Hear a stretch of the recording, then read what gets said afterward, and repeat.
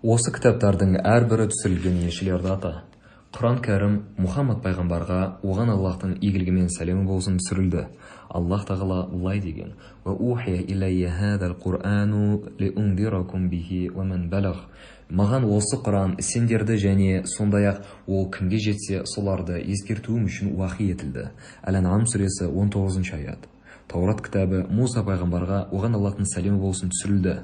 Әл-Бара ибн Әл-Азиб Аллах елшісінің оған Аллахтың игілігімен сәлемі болсын бірде-бір яхуди діндар ғалымына: «Мен сенен Мусаға Тауратты түсірген Аллахтың атымен талап етемін» деп айтқаны жеткізілген. Бұны Муслим келтірген. Инжил кітабы Иса пайғамбарға оған Аллахтың сәлемі болсын түсірілді. Аллах тағала былай деді: «Thumma qaffayna ala atharihim bi rusulina wa qaffayna Isa ibn Maryam wa ataynahu al-Injil». Сосын олардың іздерінен жалғасты түрде елшілерімізді жібере отырып, Мәрьям ұлы Исаны жіберіп, оған Инжилді сыйладық. Әл-Хадид сүресі 27 аят.